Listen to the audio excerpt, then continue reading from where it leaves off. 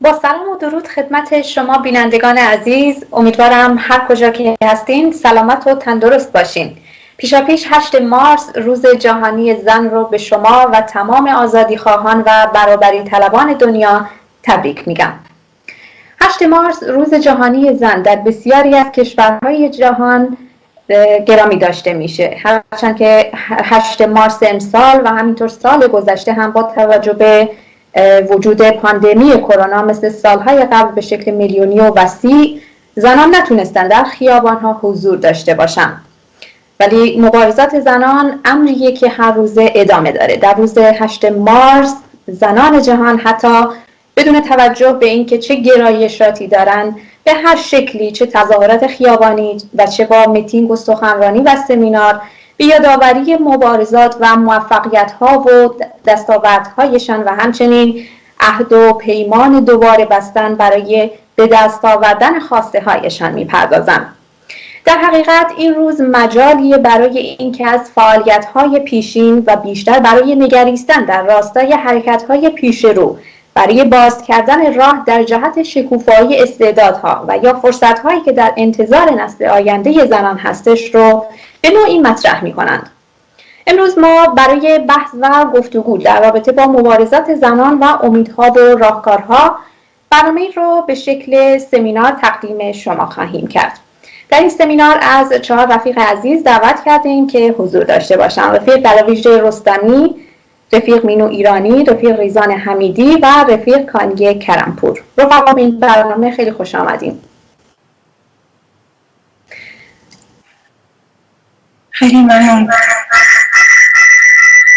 ابتدا از شما رفیق گلاویش شروع می‌کنیم. دوست دارم که مختصری از تاریخچه جنبش زنان جهان و ایران رو برای ما و بینندگان اگر میشه لطف کنین توضیح بدین. با درود به رفقای حاضر در این سمینار و همچنین بینندگان عزیز، پیش فرارسیدن 8 مارس روز جهانی زن را به تمام زنان و مردان آزادیخواه و برابری طلب تبریک میگویم. راستش جنبش زنان تاریخاً برمیگرده به همون دوران اول، یعنی بعد به وجود آمدن جامعه طبقاتی و مالکیت خصوصی. از همون اوان که مالکیت خصوصی و جامعه طبقاتی تشکیل شد، زنان به عنوان قربانیان اصلی این جامعه طبقاتی و مالکیت خصوصی مورد ستم جنسیتی و خشونت قرار گرفتند. در طول تاریخ یعنی مبارزه زنان علیه این ستم جنسیتی و خشونت و نابرابری قدمتی به میزان وجود جامعه طبقاتی داره. زنان در طول تاریخ همیشه برای تحقق خواستهای انسانی و طبیعی خودشون مبارزه کردند و همواره از طرف دولت مردان حاکم و حتی جریانات دیگر بورژوازی و لیبرالی و حتی سنتی و ارتجاعی مورد حمله قرار گرفتند و بارها مورد خشونت قرار گرفتند و مبارزاتشون به خاک و خون کشیده شده. اما هیچ وقت زنان از مبارزه کردن و پیگیری کردن مطالبات انسانی خودشون روی گردان نشدن، سکوت نکردن و این مبارزه کماکان ادامه دارد. گرچه 8 مارس از 8 مارس حدود بیش از 1 قرن میگذرد، اما هنوز زنان دنیا فاصله زیادی دارند برای رسیدن به حقوق خودشون. گرچه در کشورهای غربی و اروپایی در بیان جنبش توده‌ای و انقلابی و جریانات کارگری، جنبش‌های کارگری و سوسیالیستی، زنان تونستند تا اندازه از خواستهای ابتدایی خودشون رو به دست بیاورن، ولی هنوز پرسنگ‌ها فاصله دارن از برابری واقعی میان زن و مرد.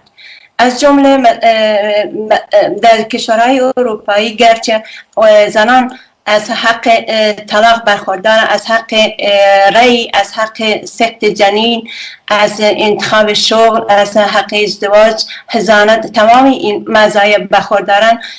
البته این مزایا در اثر مبارزات طولانی جنبش کارگری و جنبش زنان کارگر و زحمتکش به دست اومده و هنوز بورژوازی نتونسته اونا رو پس بگیرد. ولی از برابری واقعی میان زن و مرد برخوردار نیستن. مثلا یه زن در کشورهای غرب و اروپایی در بعضی کشورها 80% حقوق مرد را میگیرد و در بعضی از کشورها کمتر از اینه. جنبش زنان باید این تاریخچه را تقسیم کرد. یک قسمتش برمیگرده به از اول در دوران اثنای قرن 17 در دورانی که در امریکا و کشورهای اروپایی برای اولین بار جنبش‌های توده‌ای بر علیه سلطه کلیساها صورت گرفت، زنان در این جنبش علیه کلیساها و علیه سلطه کلیساها در جامعه نقش و سهم بسزایی داشتند. در قرن 18 زنان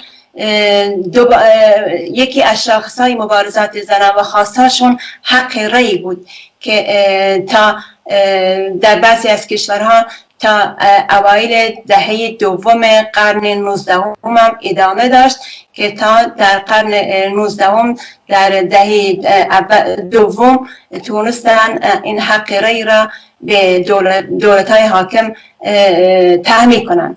در قرن 19 بعد از کسب حق رأی زنان تونستن مقدار از خواستهای اجتماعی خودشون از جمله برابری از لحاظ اقتصادی، سیاسی و دخالت در حق شغل، حق تحصیل، مبارزات خودشون ادامه دادن. در پی این مبارزات در اوایل قرن 19 که به دور اول جنبش فمینیستی مشهور است، جنبش فمینیستی توانست که تمام زنان از تمام اقشار مختلف، از زنان کارگر زحمتکش گرفته تا زنان بورژوا و زنان متوسط حول شعار برابری حقوق زن و مرد اینا رو جمع کنه و سازمان بدهد. به حکم این که جنبش فمینیستی هیچ منافاتی با نظام طبقاتی نداره، دور دوم گرچه خواستهایی را به دست آوردن اما هنوز نتونستن خواستهای واقعی و شعارهایی که خودشون مطرح کردن از جمله برابری زن و مرد تثبیت کنن، چون اونا هیچ منافاتی با جامعه طبقاتی ندارن. اما در قرن 19 با توجه به اینکه زنان کارگر و سوسیالیست، دورانی که یعنی برمیگرده به سال 1911 که انترناسیونال دوم به رهبری و مدیریت زن انقلابی کلارا زیتکین توانستن 8 مارس یعنی روز 8 مارس رو یعنی بنیانگذار کنن و در سال 1921 از طرف انترناسیونال سوم این روز به رسمیت شناخته بشه. در این دوره صف جنبش زنان کارگر و زحمتکش و زنان سوسیالیست از زنان فمینیست و بورژوا و لیبرال جدا شد و تاریخ اینو به ما نشون میده که زنان کارگر و زحمتکش، زنان سوسیالیست بر علیه جنگ جهانی اول و دوم نقش برجسته داشتن، در حالی که فمینیست‌ها فقط دنبال رفرم و شعارهای برابری طلب در حد اصلاحات و رفرم در چارچوب نظام موجود و دولت‌های سرمایه‌داری و دیکتاتور آن دوران نقش داشتند. بعد از تثبیت این 8 مارس روز جهانی زن از طرف انترناسیونال سوم و رشد جنبش رادیکال زنان کارگر و زحمتکش و سوسیالیست، سازمان ملل به فکر افتاد که باید به نوعی جنبش زنان سوسیالیست و رادیکال را مهار کند.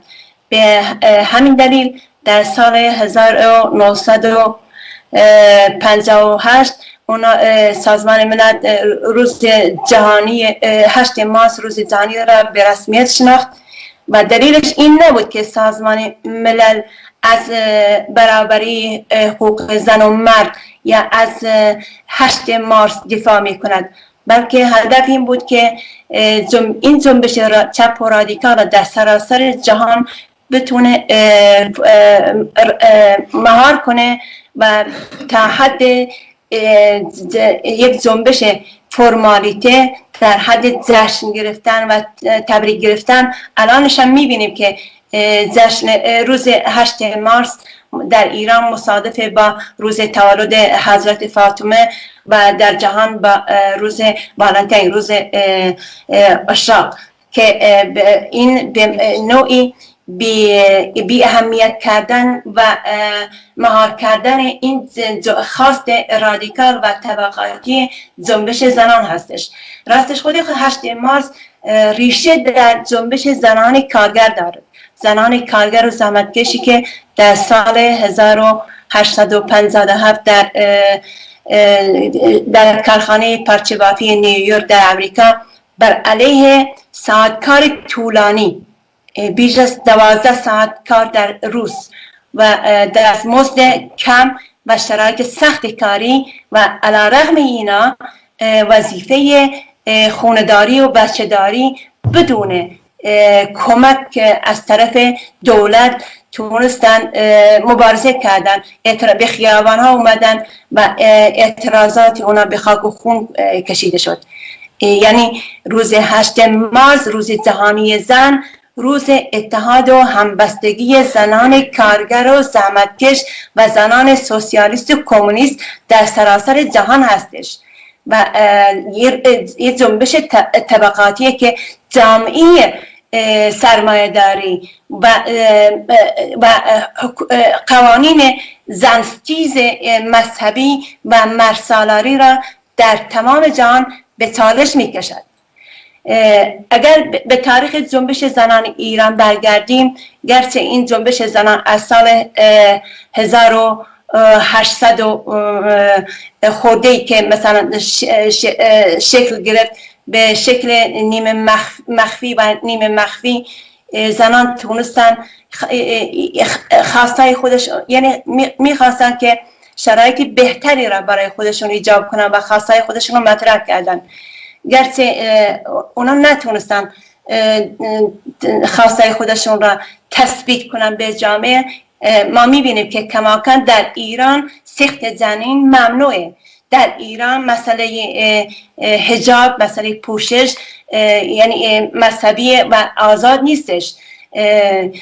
گرچه اگر به تاریخ انقلاب مشروطه برگردیم، زنان تونستن تا اندازه یه مقدار از خواستها به وجود بیارن. اون دوران به حق سخت جنین رسیدن و همچنین پوشش، اما این حداقل خواست در جامعه در جریان انقلاب 1357 در 17 اسفند مصادف با 8 مارس 1357 این حق از زنان ایران دوباره پس گرفته شد و زنان از همون روز بعد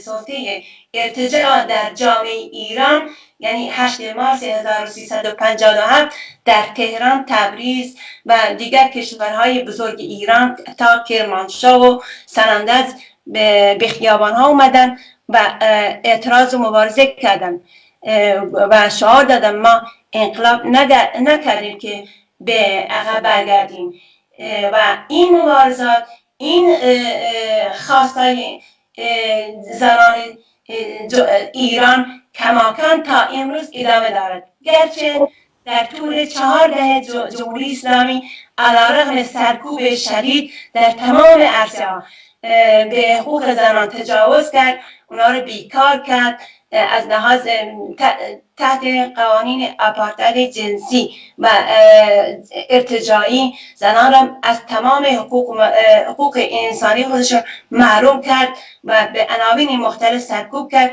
ولی نتونست صدای زنان ایران را خفه کند.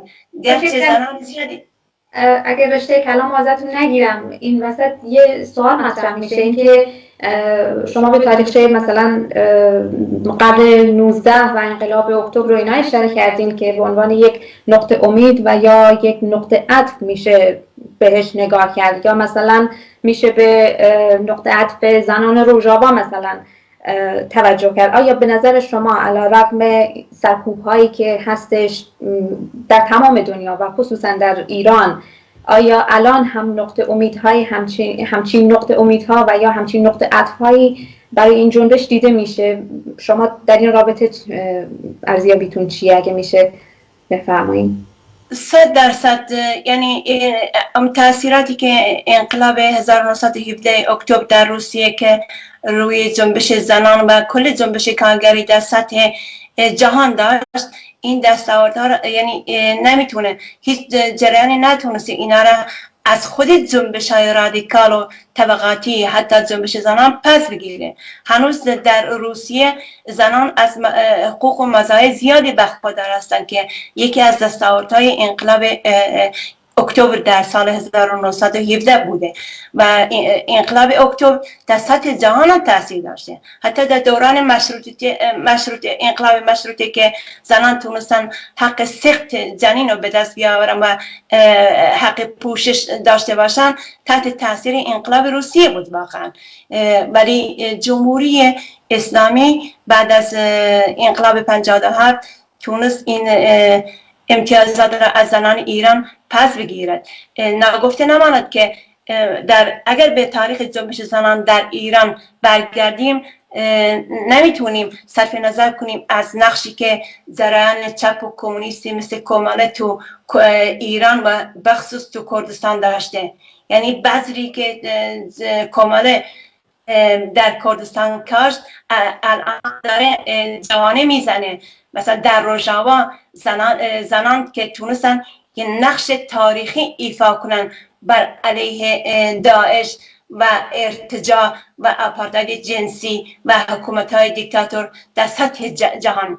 این یکی از دستاوردهای جریانات چپ و کمونیست هستش که خوشبختانه داره جوانه میزنه و ما خوشبینیم در این مورد که به همون میزان که مبارزه طبقه کارگر طبقاتی است، به همون اندازه هم جنبش زنان بیشتر طبقاتی شده، به دلیل اینکه زنان جزء فقیرترین قشر جامعه هستند و جزء اولین قربانیان نظام سرمایه‌داری و نئولیبرالیسم و مذهب و ارتجاع در جهان هستند. هیچ حکومت سرمایه‌داری و مذهبی قادر نیستش که حقوق زنان را به رسمیت بشناسه و زنان آگاه و کارگر و زحمتکش حاضر نیستن که از حقوق مطالبات خودشون چشم پوشی کنن. حتی زندانهای جمهوری اسلامی هم به وسعت خاک ایران را به میدانی از مبارزه بر علیه ستم جنسیتی، بر علیه دیکتاتوری و برای آزادی و برابری به میدان مبارزه تبدیل کردن. در این روز جا داره که ما شعار در مراسم 8 مارس که فردا هستش، تمام تجمعات زنان در جهان بخصوص در ایران، ما باید خواهان آزادی تمامی زندانیان سیاسی از زندانهای حکومت‌های ارتجاعی در سطح جهان و مخصوصا در کشور ایران باشیم و زنان تونستن حقانیت خودشون، خواستای خودشون، یعنی آگاه هستن به منافع خودشون و به هیچ وجه حاضر نیستن که عقب نشینی کنن. تا به حال هم علیرغم این سرکوب های وحشیانه و 4 دهه جمهوری اسلامی نتونسته زنان مبارز را به سکوت وادارد. نمونه بارزش صدای اعتراض زنان پیشرو از جمله زینب جلالیان، از جمله اتنا دائمی و باقی زندانیان سپیده قلیان که یک فعال مدنی و کارگری هستش، صدایشون در سطح جهان طنین انداخته و در سطح حتی سازمان‌های بین المللی هم مورد پشتیبانی قرار گرفته هم. خیلی ممنون رفیق گلاویش از صحبتاتون. رفیق مینو اگه لطف کنین شما یه تبیینی از اوضاع کنونی زنان در ایران و مبارزاتشون به چه شکلیه بفرمایید، در این رابطه ارزیابی شما چجوریه، توضیحاتی بفرمایید. سلام و درود دارم به بیننده های این برنامه و تشکر میکنم، سپاسگزارم از دستاندرکارایی که برنامه رو در واقع هدایت میکنن و سپاس دارم از این فرصتی که به من دادی. منم میخواستم به سهم خودم صحبتامو با شادباش روز جهانی زن به زنان و مردان آزادیخواه و برابری طلب شروع کنم. خب همه آگاهیم و میدونیم، در جریان هستیم که در واقع روز جهانی زن از اعتراضات کارگران در کارخانه‌های پارچه بافی نیویورک آغاز شد. نقطه عطفی بود در واقع این اعتراضات. من میخوام اینجا تاکید کنم که کارخانه‌های پارچه بافی همیشه بیش از 90% کارگراش زن هستن و خب این یک شرایط منسجمی برای این به وجود میاره که زنان در کنار همدیگه بتونن صدای اعتراض بزرگتری باشن و قویتری باشن در مقابل اجحافاتی که سیستم سرمایه‌داری، سیستم طبقاتی به اونها تحمیل میکنه از نظر ساعت کار، از نظر در واقع حق و حقوقی که لازم دارن، مرخصی‌های بارداری یا مسائل و مطالبات دیگه‌ای که وقت برنامه رو نمیگیرم، ولی به هر حال این اعتراضاتی که در کارخانه‌های پارچه بافی نیویورک شروع شد به خیابون‌ها کشیده شد و خب مورد سرکوب قرار گرفت و همطور که میدونین مطالبات زیادی رو که زنان داشتن به دست آوردن از نظر ساعت کار و مسائل دیگه. این اعتراضات در واقع یک نقطه عطفی شد از هماهنگی و همگونی زنان در قدم برداشتن برای اهدافی که دارن و مطالباتی که میخواستن دریافت کنن و در همون چارچوب کشوری باقی نموند، بلکه به سراسر جهان از مرزها گذشت و گسترده شد این صدای اعتراضات و تأثیر گذاشت. به همین دلیل در اون زمان همونطور که رفیق گراویش هم اشاره کردن، مبارز و نظریه پرداز کمونیست کلارا زتکین این رو خواست که تثبیت بکنه به عنوان روز جهانی زن. این به نظرش اومد که این اتفاقی که افتاده، این اتفاق تاریخی رو به عنوان روز جهانی زن تثبیت کنه. در نتیجه این پیشنهاد رو به کنفرانس جهانی کارگران زن برد و در اونجا این روز تثبیت شد. این فرصت برای ما از این نظر پیش اومده که مثل امروز بشینیم و ارزیابی کنیم و ببینیم که زنان در راه مبارزات خودشون در سالها، در دوره تاریخی از کجا به کجا اومدن، چه مطالباتی رو تونستن به دست بگیرن و اینکه در کجاها در این فراز و نشیب اشتباهاتی کردن، راههای درستی رو پیش نگرفتن و اینکه در قدم‌هایی که در آینده دارن که به اهداف خودشون برسن چه موانع و چه مشکلاتی سر راهشون هست که بتونن اینا رو به عنوان یک درس تاریخی و یک تجربه تاریخی مورد تجزیه و تحلیل قرار بدن که بتونن به اون اهداف خودشون برسن در جریان مبارزاتشون.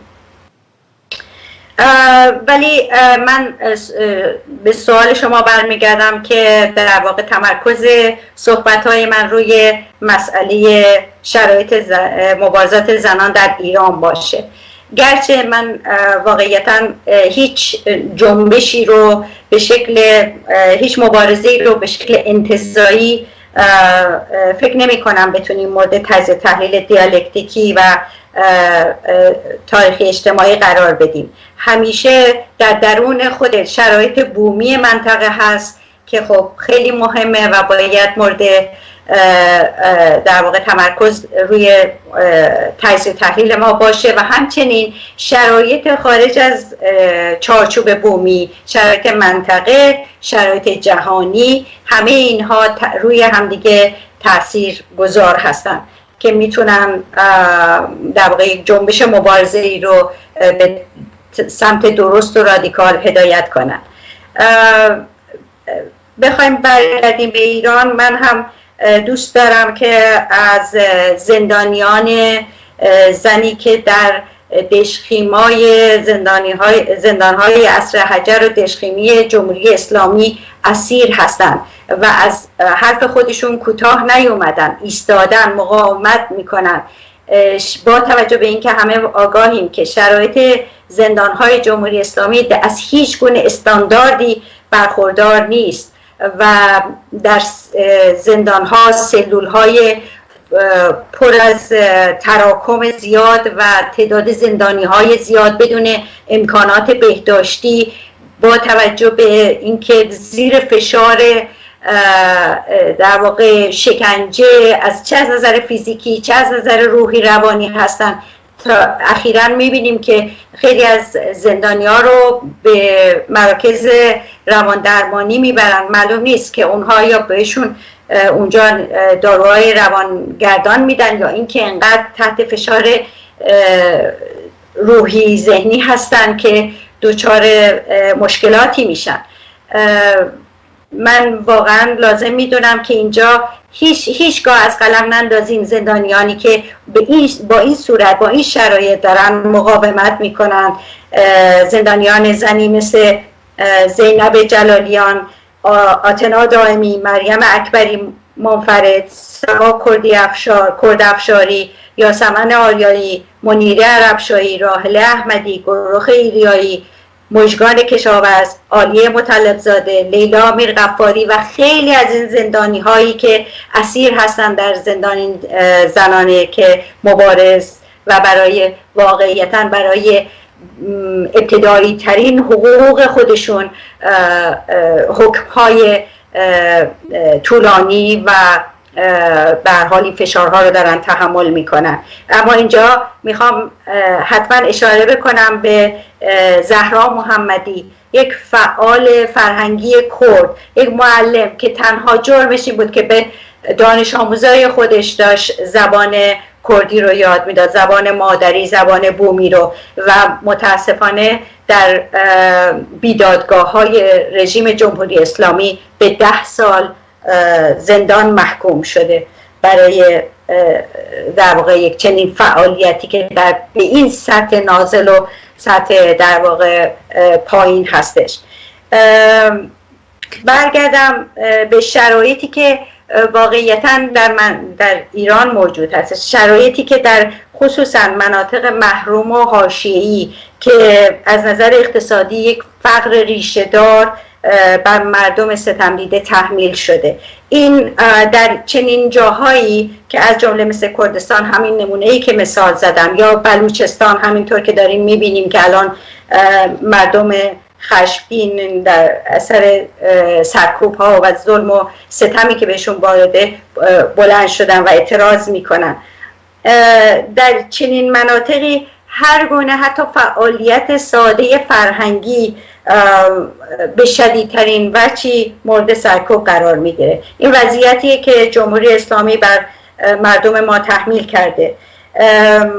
حقوق زنان از همون ابتدای استقرار جمهوری اسلامی با تصویب قوانین تبعیض‌آمیز، همین مسئله‌ای که در اسفند ماه 57 برای حجاب اجباری در واقع صادر شد و زنان در مقابلش ایستادن، زنان همون موقع بسیار تیزبینانه متوجه شدن که داره تمام اون دستاوردهایی که در واقع از یک انقلاب قدم گذاشته بودن که بتونن تغییر در وضعیت و شرایط خودشون به وجود بیارن داره به تاراج برده میشه. و همین شاعری که رفیق دلاویژ هم اینجا بهش اشاره کردن که ما انقلاب نکردیم که به عقب برگردیم، از همون ابتدا متوجه شدن که دارن مورد تعرض رژیم عقب افتاده جمهوری اسلامی و زن ستیز جمهوری اسلامی قرار میگیرن.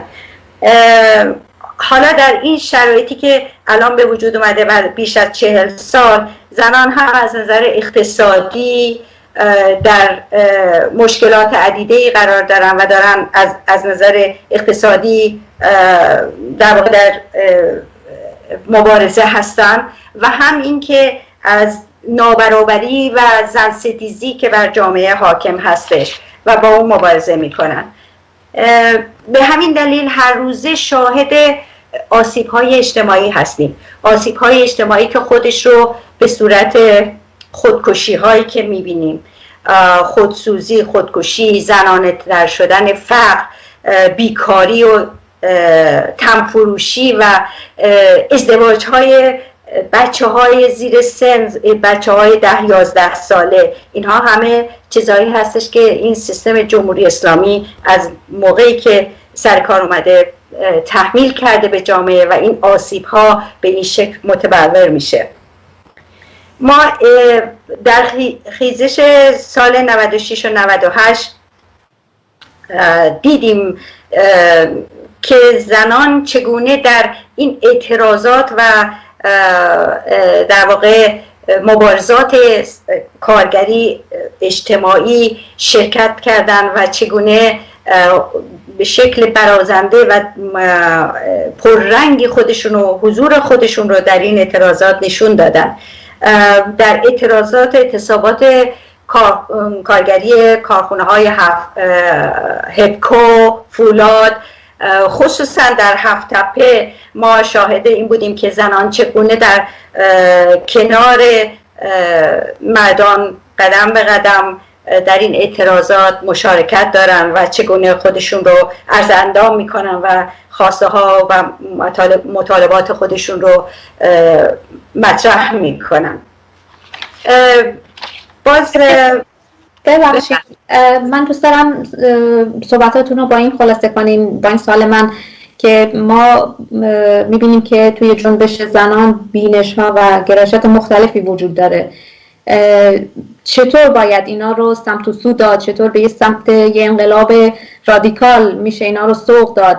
چه راهکارهایی نهایتا شما ببین یک درد در واقع متاسفانه یک دردی بر جنبش مبارزاتی زنان حاکم هستش و اون مشکلی که الان وجود داره اینه که مبارزه زنان به شکل جنگ و گریز هست، منسجم نیست. به همین دلیل هم به خاطر عدم انسجام. چرا منسجم نیست؟ به خاطری که از حق و حقوق تشکلیابی یا حق اجتماع، جمع شدن، گرد همایی، اینها محروم هستند. یعنی این چیزی که جمهوری اسلامی تحمیل کرده الان به شرایط موجود مبارزاتی در داخل و خصوصا مسئله زنان، باید این در واقع صیقل پیدا بکنه. باید این بتونن زنان ابتدا بتونن این هماهنگی رو با هم بتونن داشته باشن، این توان رو به دست بیارن، این مطالبه رو به دست بیارن که تشکل و اجتماع و گرد همایی، دیالوگ بینشون برقرار بشه تا بتونن اون مبارزهشون رو از اون ضعف‌ها جدا بکنن و به سمت رادیکال پیش ببرن. اما یک مسئله مهم اینه که الان ما میبینیم که زنان فعالی که مثل سپیده قلیان که رفیق گلاویژ هم اسم بردم، منم خیلی دوست دارم اسم ایشون رو بیارم به علت اینکه ایشون یک نمونه هستن از این نظر که زنان مبارز در جنبش مبارزه متوجه این مسئله شدن، به اینجا رسیدن که این مبارزه تنها میتونه به اهدافشون میتونن برسن، به مطالباتشون میتونن برسن وقتی که برش گردونن به یک مبارزه طبقاتی و بتونن با تظاهرات و اعتراضات کارگری همراه باشن. به نظر من غیر از این نمیتونیم ما، یعنی با یک جنبش رفرمیستی نمیتونیم مطالبات زنان رو خصوصا در شرایطی که در ایران موجود هستش بتونیم به دست بیاریم و فقط راهی که وجود داره اینه که این جنبش ها، ببینین الان در طول این مدت چند ساله جنبش ها به شاخه های مختلفی گسترده شدن، مثلا جنبش زیست محیطی یا کار کودکان یا مسائل دیگه. اما به نظر من این جنبش ها در این حال که ضرورتاً و حال بر اساس شرایط اجتماعی و سیاسی موجود به وجود اومده راههایی باز کردن که شاید از این طریق بتونن با توده ها بیشتر ارتباط برقرار بکنن مبارزین و فعالین سیاسی. اما به نظر من این نیرو و انرژی باید یک پارچه بشه. یک پارچه شدن این که این جنبش ها، جنبش دانشجویی، جنبش معلمان، بازنشستگان و همه اینها مخصوصا مبارزات زنان، جنبش زنان بتونه اینها در تنگاتنگ در مبارزه اعتراضات طبقه کارگر به پیش بره، بتونن با هم دیگه یک تجمع داشته باشن و انسجام پیدا بکنه. به این طریق میتونه صدای محکمتر و بلندتری باشه و به دست آوردن مطالبات میتونه انقدر در واقع راحت‌تر باشه. سرکوب میتونه جلوی این همه سرکوب و این همه زندانی و شکنجه و این چیزا رو میتونه بگیره. خیلی ممنون مینو. اگه وقت زمان گذاشت حتما برمیگردیم به شما. من میخواستم فقط یک جمله، یک چند ثانیه از شما وقت بگیرم و صحبت‌های روزا لوکزامبورگ رو اینجا بیان کنم که آزادی بدون برابری استثمار است، برابری بدون آزادی ظلم است، همبستگی ریشه مشترک آزادی و برابری است. همون چیزی که من در واقع بهش تاکید دارم و اون تشکلیابی مبارزین هستش. ممنونم. خیلی ممنون از شما. رضا جان، من دوست دارم تبیین شما از وضعیت زنان کردستان رو بشنوم، ویژگی‌هایی که زنان این بخش رو متفاوت تر میکنه چیا هستن در این رابطه؟ اگه توضیحاتی بدین ممنون میشم. در رفیق از منم ابتدا حضور شما و بینندگان این برنامه سلام عرض دارم و روز جهانی زن را به همه زنان و مردان آزادیخواه برابری طلب تبریک میگم. خب ببینید، تبعیض و محرومیت و خشونت و دردها علیه زنان در کردستان خیلی زیادن و سیستم حاکم بر ایران به طور سیستماتیک و به طور مستقیم و غیر مستقیم این وضعیت رو برای زنان رقم زده. حالا علاوه بر تبعیض و خشونت دولتی و قانونی، تبعیض و خشونت سیاسی ناشی از ستم ملی بارزترین نوع خود رو به زنان کردستان نشون داده. محرومیت و فقر و عقب ماندگی عمدی اگر چهره اصلی کردستان باشه، این چهره با هزاران درد و بلا و ستم ملی هر روز شکسته میشه و میشه گفت که زنان در جامعه جهان سوم، اون هم در اوج محرومیت و عقب ماندگی، قربانیان اصلی هستند. از زنان قربانی بلای طبیعی زلزله کرمانشاه که بیش از چند سال آرزوشون فقط دسترسی به سرویس بهداشتی بود، تا سیاست معتاد کردن مردم کردستان، از نبود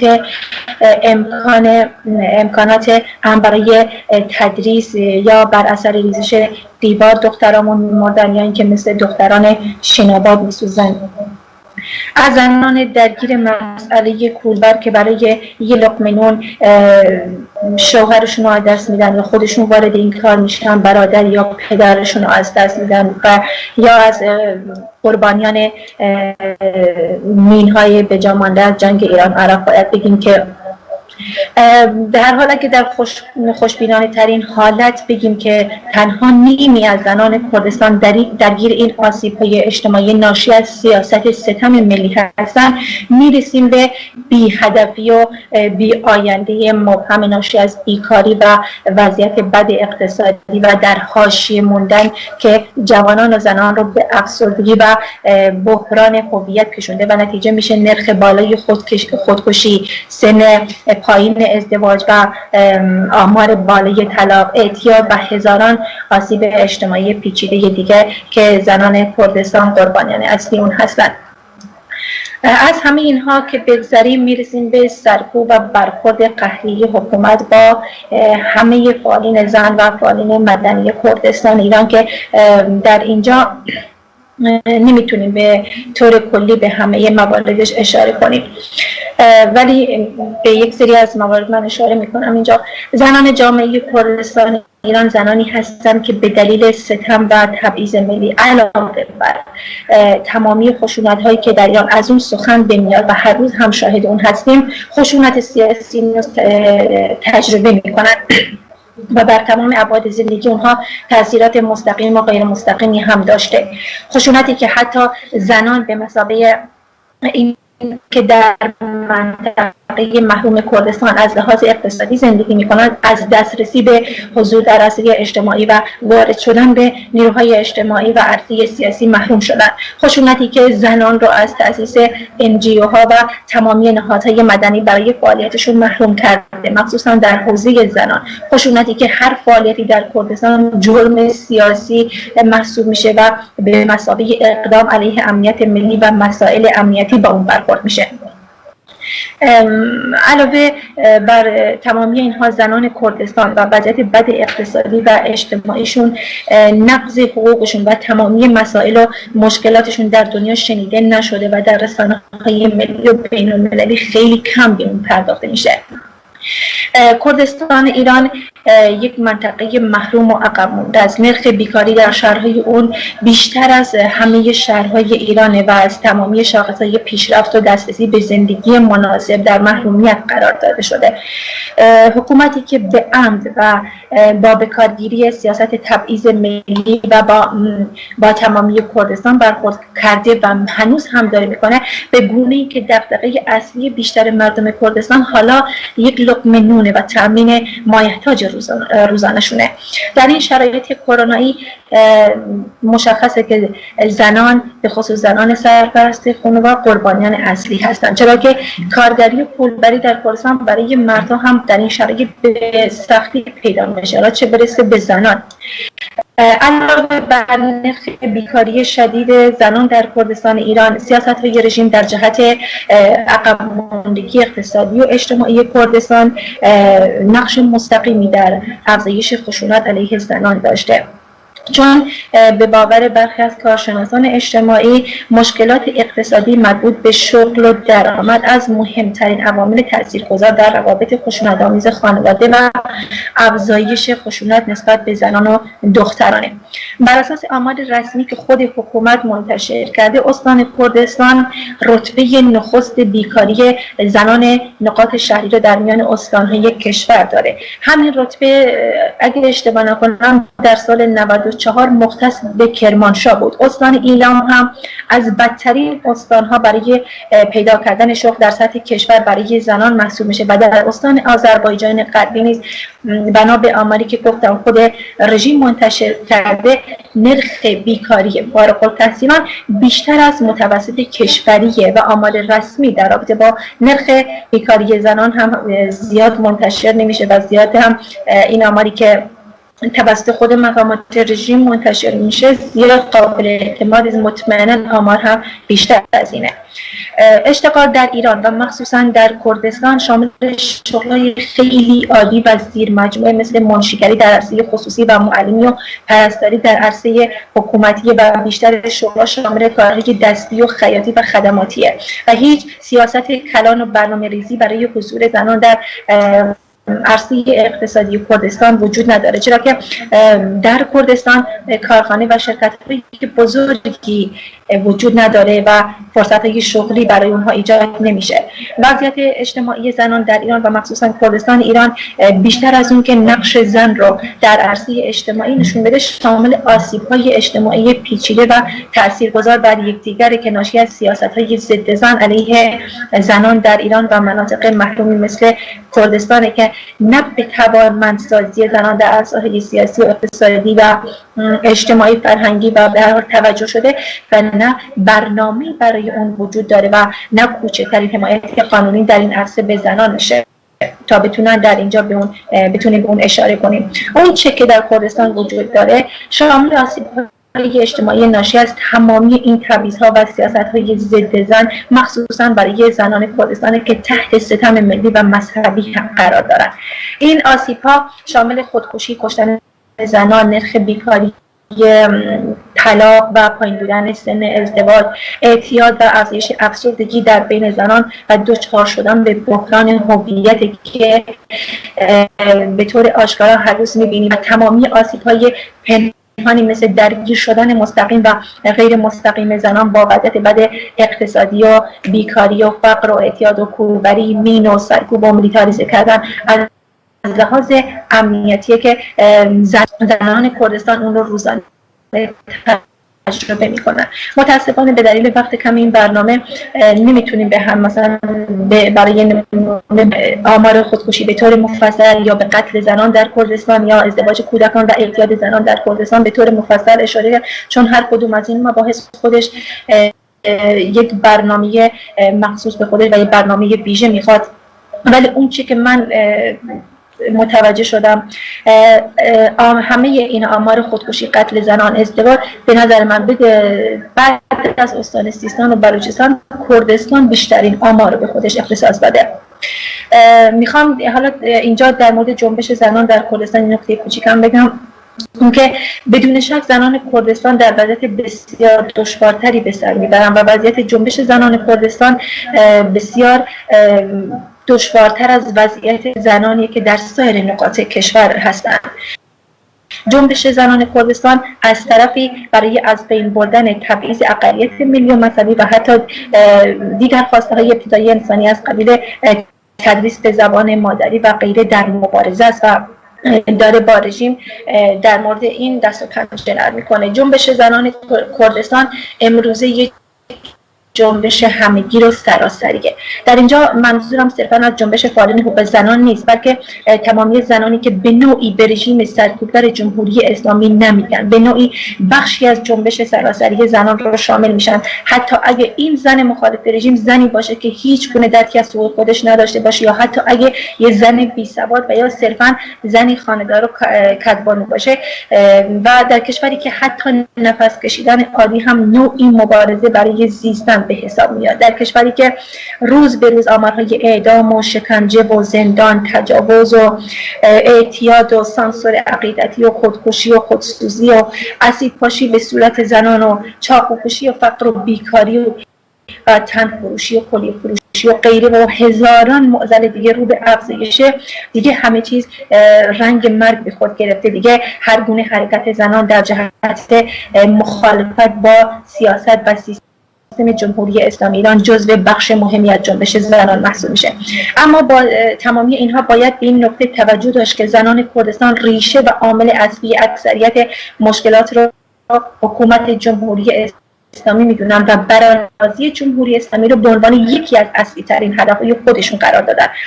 و باید بگم که جنبش زنان کردستان با هدف تلاش برای رفع تبعیض جنسیتی و ملی مبارزات خودشون همسو با مبارزات حق طلبانه کارگران میدونه و خودشونو از جنبش کارگری جدا نکرده و نمیکنن.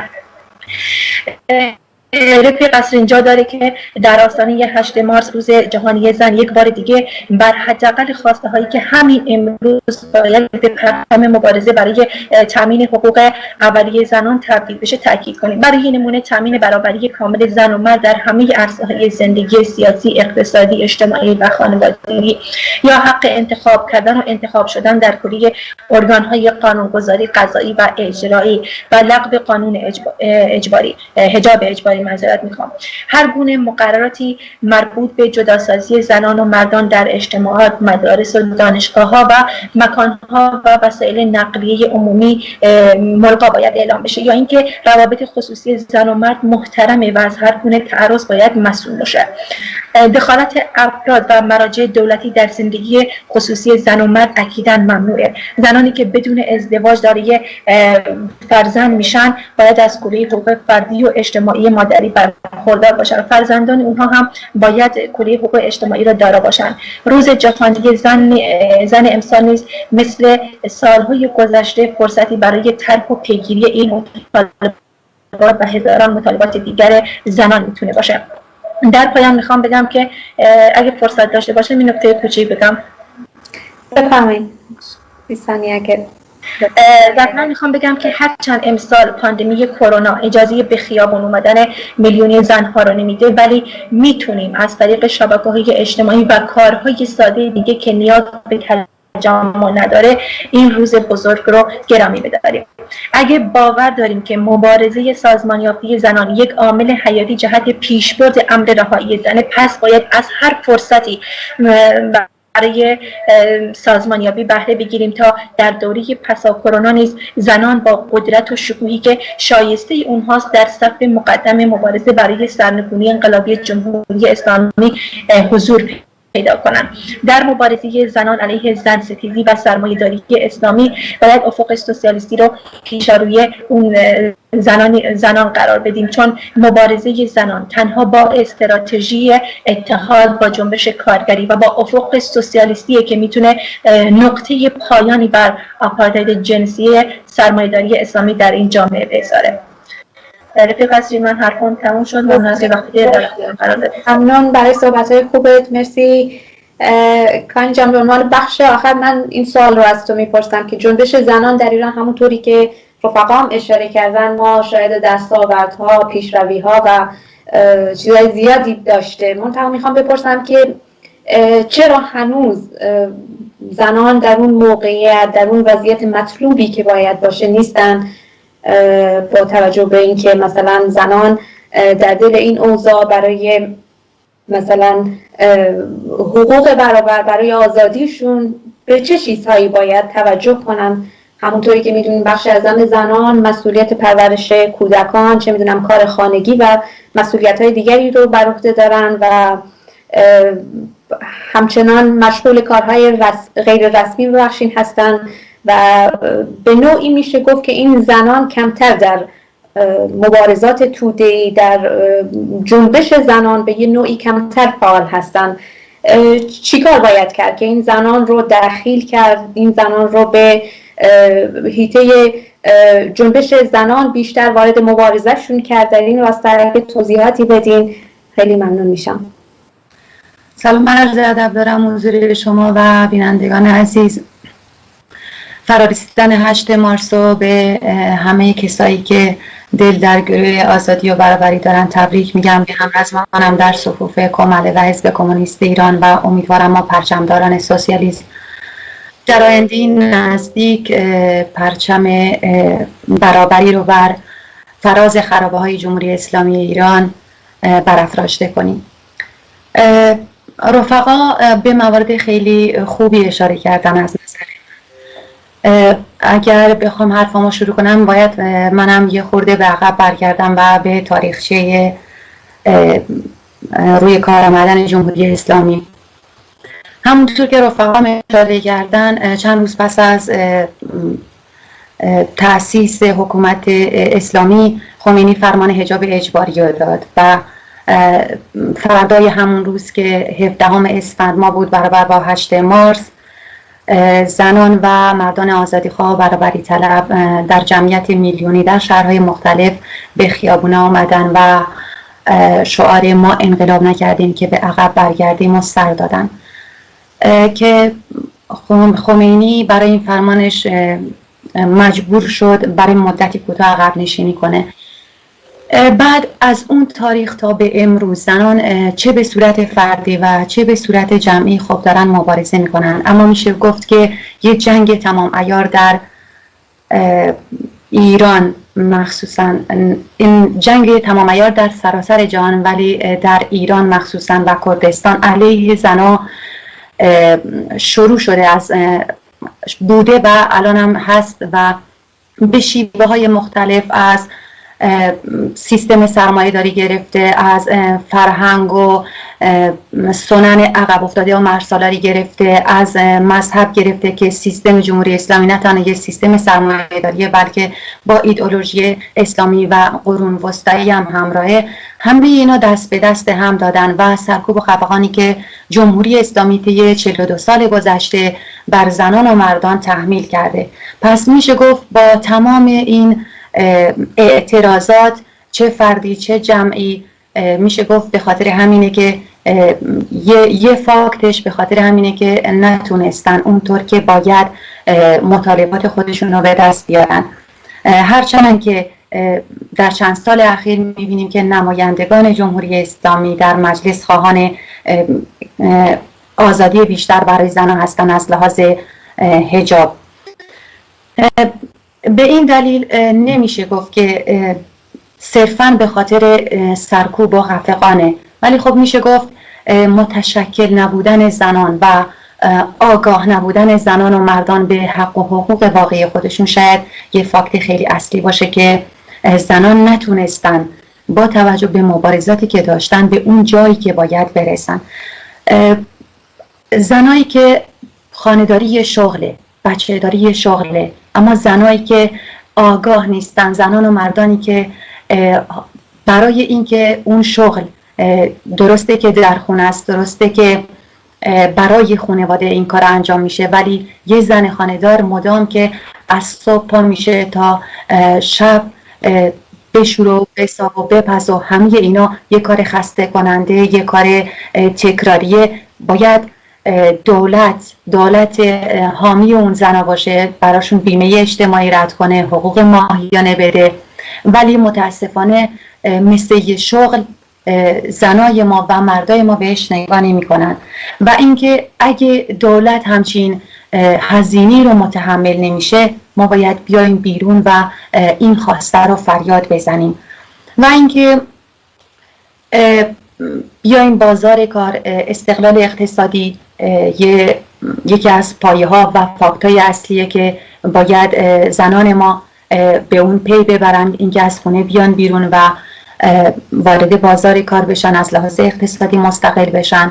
هرچند که جمهوری اسلامی شرایطی فراهم کرده که متاسفانه با اون قانون‌های نیمبندی هم که حتی تصویب کرده، زنها حتی اگه شاغل باشن و بیان بیرون نمیتونن حتی با توجه به اون قانونا به حق و حقوق خودشون حداقل حق و حقوق خودشون دست پیدا کنن. مثلا کارگاه‌های زیر 10 نفر رو داره که شامل همون قانون‌های نیمبند نمیشه، یا اینکه رو به شغل‌های کاذب میارن مثل دست فروشی، مثل متاسفانه تن فروشی. زنان اومدن بازار کار و جامعه ایران و مخصوصا کردستان رو به این میره که زنان سرپرست خانوارا هزینه اقتصادی خونه و خانواده هم تأمین کنن به دلایل مختلف. فقری که هست، اعتیاد شوهراشون، شوهرایی که در محل کارشون دچار حادثه میشن، نقص عضو میشن، جونشون رو از دست میدن، یا مهاجرت شوهراشون. به دلایل مختلف زنان مجبور شدن از خونه بیرون بیان و رو به بازار کار بذارن، اما متاسفانه شغلاشون شغلای کاذبیه. به همین خاطر ما باید زنان و مردان ما باید آگاه بشن که وارد عرصه مبارزه بشن، وارد صف مبارزه بشن و زنا در تشکل‌های مختلف خودشون رو سازمان بدن. از بعد از انقلاب قبضه شده جمهوری اسلامی میدونیم که زنا در سازمان‌های مختلف خودشون رو سازمان دادن، از جمله سازمان تشکل مادران خاوران، نمیدونم زنان آذر چند سالی میشه، مادران جانباختگان دهه 60، خیلی جنبش دانشجویی، خیلی از تشکل‌های کوچیک خودشون رو سازمان دادن، اما اینا کافی نیست و زنان باید بیشتر از این خودشون رو متشکل کنن و خودشون رو سازمان بدن در تشکل‌هایی که دست به دست هم بدن و با جنبش کارگری با کارگرها متحد بشن و بتونن سیستم جمهوری اسلامی، نه تنها سیستم جمهوری اسلامی رو بلکه سیستم سرمایه‌داری رو به عقب برونن و حق و حقوق خودشون رو ازش بخوان و شاید هم سرنگون کنن این سیستم رو. رفیق کانی، شما به عنوان یک نسل جوان، به عنوان یک زن که در بخش علنی تشکیلات کماله هم داری فعالیت میکنی، پیامت به مناسبت 8 مارس برای زنان ایران، برای زنان نسل جوان کردستان چی میتونه باشه؟ پیام من خب هر کسی میتونه به سهم خودش در این امر آگاهگری سهیم باشه، حالا چه با شبکه‌های مجازی باشه، چه با گفتگوهای رو در رو باشه، چه با گفتگو با خانواده باشه. الان که ما اینجاییم، هر کسی میتونه به سهم خودش در این آگاهی در توان خودش سهیم باشه. پیام من اینه که در طول 42 سال گذشته واقعا زنها هیچ وقت تمکین نکردن به جمهوری اسلامی. گفتم که چه فردی و چه جمعی صداشون همیشه بلند بوده. حتی وقتی که شما اگه دقت کرده باشین، وقتی که جمهوری اسلامی مثلا یه فرمان میده که زنها حق ندارن ورزش کنن، زنها بیشتر وارد عرصه ورزش میشن، یا زنها حق ندارن مثلا زاد و ولد کنن، چیز کنن، باید زاد و ولد زیاد بشه، آن جمعیت بالا بره. زنا در طول چند سال گذشته آمارا نشون میده که زنا به خاطر یه نوع اعتراضشون کلن با تمام طرحهایی که جمهوری اسلامی از غربالگری زایمان گرفته تا محدود کردنشون برای جلوگیری از حاملگیشون، وسایلشون رو ازشون پس میگیرن، ولی زنا با همه اینا دارن مقابله میکنن و شاید به خاطر انزجارشون باشه. دوچرخه سواری زنا رو دیدیم که زنا چطور اومدن وارد خیابون شدن و دست به ورزش و دوچرخه سواری زدن. زنا همیشه صداشون بلند بوده، حتی با تمام خفقانی که هست، ولی خب همونطور که گفتم میتونن وارد صف مبارزه بشن و تو تشکل‌های مختلف خودشون رو سازمان بدن و صداشون رو بیشتر از این بلند کنن و خیابونا رو به لرزه در بیارن. مرسی کانی جان برای صحبت‌های خوبت. رفقای عزیز، ما به پایان برنامه امروز رسیدیم، ولی اگه هر کدومتون یه پیام خاصی یا صحبت کوتاهی دارین میتونین در 1 دقیقه یا 30 ثانیه بفرمایید. رفیق گلابه دست شما. مرسی. من یه جمله کوتاه داشتم در پایان. ممنون از صحبت رفقا، صحبت های مفیدی که اینجا عرضه کردن، دستتون در نکنه. ولی همونطور که رفقا همه اشاره کردن، مبارزات زنان ایران در عرض این 42 سال فراز و نشیب‌های زیادی را طی کرده و تجربیات زیادی را کسب کرده. گرچه تبعات رهبری جنبش زنان بیشتر در دست جریانات اصلاح طلب و فمینیست‌های اسلامی و لیبرالی اینا بوده و بخشن هم جریان ناسیونالیستا نقش کلیدی را ایفا کردن، ولی زنان ایران متوجه شدن که اونا هیچ چشم اندازی در تغییر موقعیت و جایگاه خود در چارچوب این حکومت موجود را ندارن و به همین دلیل چاره‌ای هم جز اتحاد و همبستگی با دیگر جنبش‌های اجتماعی و طبقاتی در جهت نابودی نظام طبقاتی و سرنگونی حکومت جمهوری اسلامی زنستیز نمی‌بینن راستش. و برای رسیدن به این هدف هم چاره جز تشکل و مبارزه در محیط کار و زندگی وجود ندارد. به همین دلیل جنبش زنان، خواستها و مطالبات زنان کارگر و زحمتکش همانطور که قبلا من خودم اشاره کردم که یه جنبش طبقاتی است. سطح خودش رو باید از جریانات فمینیستی و لیبرالی و مذهبی و اینا جدا کنه و به همین دلیل باید متحدین طبقاتی خودشون رو پیدا کنن که کسانی نیستن جز خانواده های خودشون که جز طبقه کارگر هستن، استثمار شونده هستن و مطالبات زنان جزئی از مطالبات و خواسته های کل جنبش طبقه کارگر و دیگر جنبش های رهایی بخش هستش. بدین منوال خواسته های زنان تنها و مبارزه برای رهایی زن تنها امر زن نیستش، بلکه امر کل طبقه کارگر و دیگر جنبش های رادیکال از جمله جنبش دانشجویی، جنبش مالباختگان، جنبش بازنشستگان و دیگر جنبش های رادیکال هستش. به امید روزی که تمام طبقه کارگر و زنان کارگر و زحمتکش و تمام انسان های آزاده و استثمار شوندگان و گرسنگان در تمام جهان مخصوصا در ایران به حق و حقوق انسانی خودشون برسن، روزی که همه آزاد و برابر در کنار هم بدون تبعیض جنسیتی، ملی و دیگر تضادهای که جزئی لاینفکی از جامعه سرمایه‌داری هستش در کنار هم زندگی کنیم. به امید سرنگونی جمهوری اسلامی و برقراری سوسیالیسم. بدرود.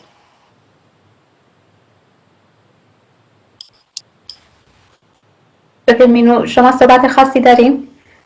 بفرمایید. اگه خواستم در پایان برنامه از شما تشکر کنم که این سمینار رو در واقع برگزار کردین، از رفقایی که شرکت کردن، صحبت‌های بسیار ارزنده‌ای رو ارائه دادن و بگم واقعا اون چه که مشخصه از زمینه‌های صحبت‌های تمام رفقا هم معلومه و از فعالین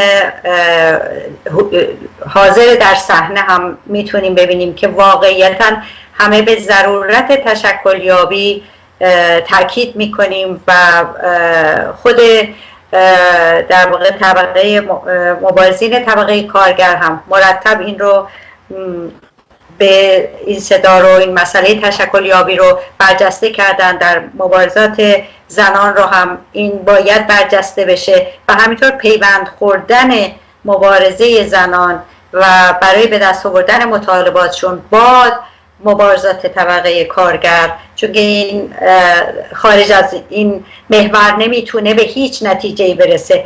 خارج از این محور میره به سمت رفرمیستی، میره به سمت خواسته هایی که ما طی کردیم در زمان اصلاح طلبات. دیدیم که هیچ کدوم از اینها نمیتونه اون خواسته های در واقع رادیکال زنان رو، مطالبات زنان رو و مطالبات طبقه کارگر رو بتونه فراهم بکنه.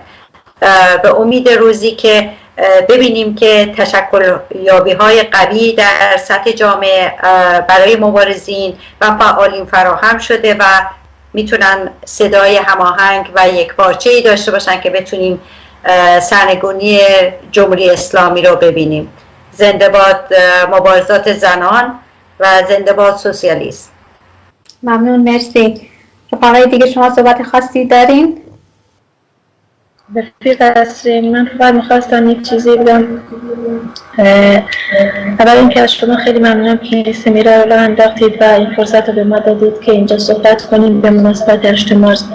و دوم اینکه همونطوری که سر رفقا هم گفتن و رفیقانی هم بهش اشاره کرد، مبارزه برای رهایی زن و برابری حقوق زن و مرد راه طولانی و سختی در پیش رو داریم و اینکه به خصوص در ایران که یک حکومت اسلامی و مذهبی و خیلی هم زن ستیز، ولی میخوام اینو بگم در قرن صحبتم به عنوان یک پیام که این راه طولانی و مشکل ما میتونیم با اتحاد و همبستگی خودمون ادامه بدیم و ناامید نشیم از این راه و مطمئن باشیم که آخر این راه پیروزی ماست. و در پایان یک بار دیگه 8 مارس رو به همه شما رفقا که در این سمینار بودید تبریک میگم و به همه زنان و مردان آزادیخواه و امیدوارم در آینده نه چندان دور در دنیای آزاد و برابر همگی با همه این روز رو جشن بگیریم. خیلی ممنون. مرسی رفقا از اینکه در این برنامه. کانی جان شما هم صحبت خاصی داشتین، بفرمایید. منم از رفقا تشکر میکنم، خسته نباشید میگم. رفیق گلاویج اشاره کرد به فمینیستا و لیبرالا، میخواستم بگم که اونا از کمپین 1 میلیون امضا هم خونه به خونه گشتن ولی نتونستن دستاوردهای زنها رو قبضه کنن، چون نمیتونن افقی روشن و سوسیالیستی در برابر خواسته ها و مطالبات زنان قرار بدن.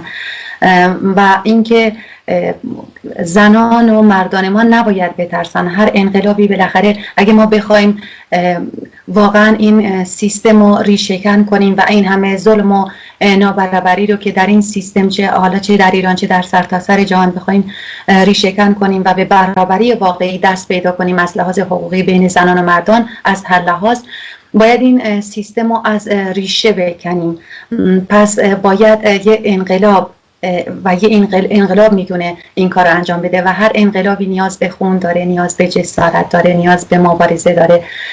و از اینجا میخوام بگم که نترسین و به خیابون بیان و خیابونا رو تسخیر کنن. مرسی یه بار دیگه 8 مارس رو به همه شما رفقا و بینندگان عزیز تبریک میگم و متشکرم از وقتی که در اختیار منم گذاشتید. ممنون از تو هم برای نکته پایانی خوبی که گفتی. از تک تک شما دوستان خیلی ممنونم که در این سمینار حضور یافتین و صحبت‌های خوبی رو ارائه دادین. خیلی ممنونم. بینندگان گرامی، همونطوری که همگی ما مطلعین و ابتدای برنامه و همونطور رفقای دیگه هم اشاره کردن، با وجود پاندمی کرونا در اکثر جاهای دنیا امکان حضور میلیونی و هزاران نفره زنان مثل سالهای گذشته نیستش. در جاهای مثل ایران هم ما شاهد بودیم که از چند روز پیش جنب و جوشی برای پیشواز این روز رو ما داشتیم، از جمله در شهرهای کردستان و البته همین دیروز بود فکر میکنم در سنندج. نیروهای امنیتی و گارد ویژه روزهاست که حضور دارن که جلوی هر گونه تجمع ولو کوچیک رو بگیرن. همچنان که میدانیم زنان همیشه به مانند بخشی از جامعه در صحنه مبارزه بودن، مقاومت کردن و بر حاکمیت‌های دیکتاتور و فاشیست مخصوصاً خواسته هاشون رو هر طور که شده تحمیل کردن. به همین جهت نباید گذاشت از 8 مارس امسال هم بدون هیچ رد پای از این روز عبور کرد. باید از هر فرصتی برای سازمانیابی، برای تشکیل کمیته های مستقل زنان تلاش کرد و البته مبارزه زنان 100% و باید با همکاری و دوشادوش جنبش های اجتماعی دیگه به پیش بره تا یه جامعه عاری از هر گونه ستم رو داشته باشیم. و یک بار دیگه 8 مارس رو تبریک میگم به شما عزیزان و ممنون از این که تا انتهای این برنامه ما رو همراهی کردین. هر جا هستین سلامت و پیروز باشید و بدرود.